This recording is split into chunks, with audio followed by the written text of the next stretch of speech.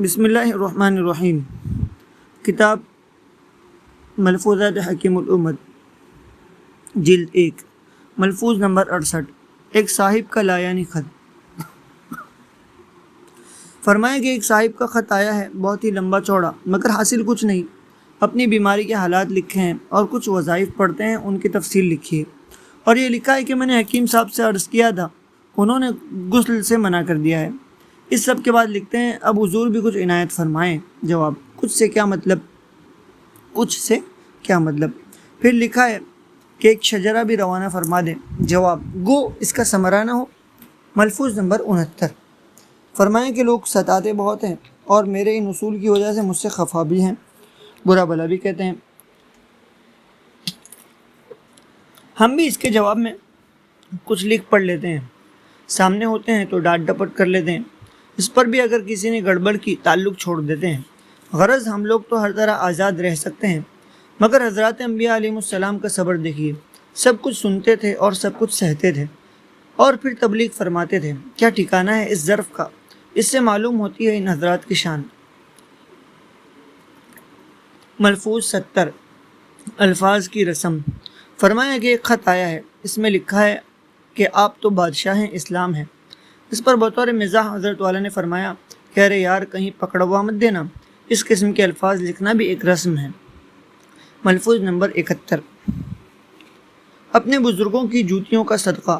فرمایا جب کوئی کام اچھا ہو جاتا ہے، بحمداللہ کبھی میرے قلب میں وسوسہ تک نہیں آتا کہ یہ میں نے کیا، بلکہ اس وقت اپنے بزرگ یاد آتے ہیں اور یہ خیال ہوتا ہے کہ یہ سب انہی حضرات کی جوتیوں کا صدقہ ہے، اور یہ شعر پڑھا کرتا ہوں: ای ہما مستی و مدہوشی نہد بادبود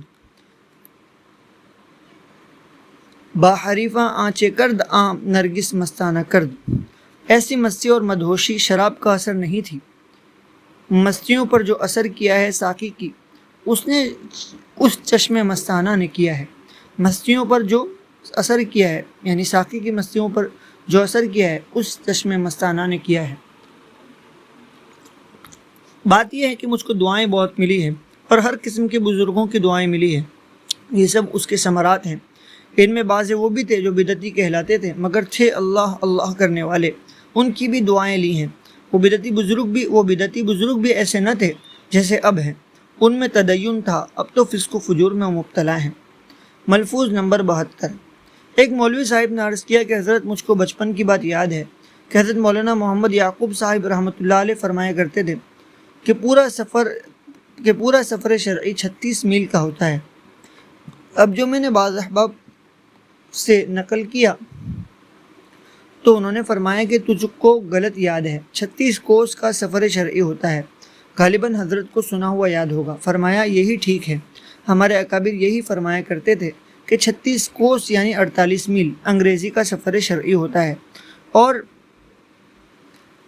36 کوس یعنی 48 میل انگریزی کا سفر شرعی ہوتا ہے، اور یہ اپنا عمل ہے، معلوم نہیں 36 میل آپ کو کیوں یاد رہا۔ ملفوظ نمبر 73، فقہا کے دلائل کی مثال۔ ایک سوال کے جواب میں فرمایا کہ فقہا بھی اپنی تحقیقات پر ضابطے کے دلائل بیان کرتے ہیں، مگر مثال ان دلائل کی ایسی ہے جیسے آنکھوں والا عصا لے کر چلے تو اس کا چلنا عصا پر موقف نہیں۔ فقہا کو حق تعالیٰ نے آنکھیں عطا فرمائی تھی، جس کو ذوق اجتہادی کہتے ہیں۔ ان کو ضرورت ان عصاؤں کی نہ تھی، مگر ہم کو ضرورت ہے۔ ہماری مثال ایسی ہے جیسے ایک اندھا ہے، اس کا مدار ہی عصا پر ہے، اگر وہ عصا لے کر نہ چلے تو وہ خندق میں ہی گرے، وہ ہم ہیں۔ ملفوظ نمبر 74، سفر میں محرم ساتھ ہونے کی حکمت۔ فرمایا کہ ایک صاحب کا خط آیا تھا، اس میں دریافت کیا تھا کہ فلاں بی بی میری عزیزہ جو عمر رسیدہ ہیں میرے ساتھ حج کو جانا چاہتی ہیں، میں ان کو اپنے ہمراہ لے جا سکتا ہوں؟ میں نے لکھ دیا ہے کہ جب تک کوئی محرم ہمراہ نہ ہو جائز نہیں۔ ایک مولوی صاحب نے عرض کیا کہ سفر میں عورت کو تنہا جانے سے جو منع کیا گیا ہے اس کی وجہ خلوت معلوم ہوتی ہے۔ فرمایا نہیں، بلکہ وجہ یہ ہے کہ سفر میں موقع بہت ملتا ہے فساد کا، دور دور تک کوئی امداد کرنے والا نہیں ہوتا۔ محرم کے ساتھ ہونے سے خود عورت کے قلب میں بھی ایک قسم کی قوت ہوتی ہے، اگر کوئی بات پیش آئی تو آواز دینے پر موجود ہو سکتا ہے اور خبر لے سکتا ہے۔ اور حضرت یہ حکمتیں اور علل تو ہم گھڑ رہے ہیں، اصل چیز تو شریعت کا حکم ہے۔ اگرچہ کوئی بھی حکمت ہماری سمجھ میں نہ آئے، میں سچ عرض کرتا ہوں کہ ایسے حکم اور اسرار اور نکتے بیان کرتے ہوئے شرم آتی ہے۔ ان علل اور حکم اور حکم کی عادت سے یہاں تک نوبت پہنچ جاتی ہے کہ محمل باتوں سے بھی دلچسپی ہونے لگتی ہے۔ آگے کا کچھ حصہ چھوڑ دیا گیا ہے۔ ملفوظ نمبر 75۔ ایک مولوی صاحب کو حضرت کا لطیف جواب۔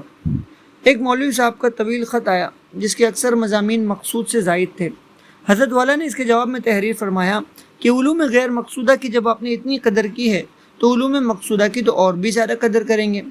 اس پر فرمایا کہ انہوں نے ایک صاحب سے کہا، وہ مجھ سے روایت کرتے تھے کہ وہ یہ کہتے تھے کہ ان علوم کا غیر مقصود ہونا بھی ثابت کر دیا۔ پھر ایسے لطیف عنوان سے، یعنی انداز ایسا تھا کہ سب کچھ بول دیا، یہ بھی بتا دیا کہ جو آپ علوم حاصل کر رہے ہیں وہ غیر مقصود ہے۔ اس کے بعد فرمایا میرا بھی بڑا ہی جی خوش ہوا کہ وہ سمجھ گئے۔ فرمایا کہ میرا بھی بڑا ہی جی خوش ہوا کہ وہ سمجھ گئے اور میرے جواب کی قدر کی۔ اگر آدمی میں سلامتی طبع ہو اور طلب بھی ہو تو سمجھ میں آ جانا مشکل کیا ہے؟ اگر آدمی میں فہم سلیم ہو اور خلوص کے ساتھ طلب ہو، بڑے سے بڑے مشکل کام آسان ہو جاتے ہیں اور راہ نکل آتی ہے۔ ملفوظ نمبر 76۔ موت کے وقت سب سے خطرے کی چیز۔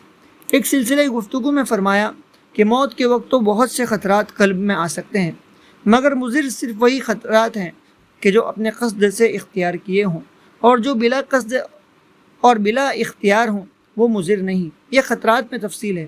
باقی سب سے زیادہ سخت جو چیز اس وقت خطرناک ہے حب دنیا ہے، اور وجہ اس کی یہ ہے کہ دنیا میں جب انہماک ہوتا ہے اور اس کی محبت ہوتی ہے تو اس کے چھوٹنے کے وقت جو کہ موت کا وقت ہوتا ہے، زیادہ اندیشہ ہے کہ چھڑانے والے سے عداوت نہ پیدا ہو جائے جو کفر ہے۔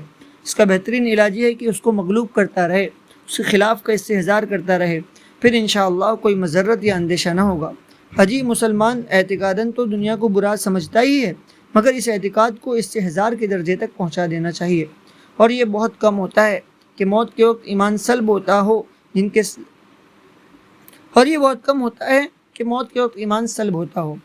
کے سلب ہوتا ہے وہ پہلے ہی سے ہو چکتا ہے، اس وقت ظہور ہو جاتا ہے۔ ہر مسلمان کو اس وقت کی فکر ہونا چاہیے، بالخصوص اپنے قلب کو محبت دنیا سے بالکل خالی رکھنا چاہیے۔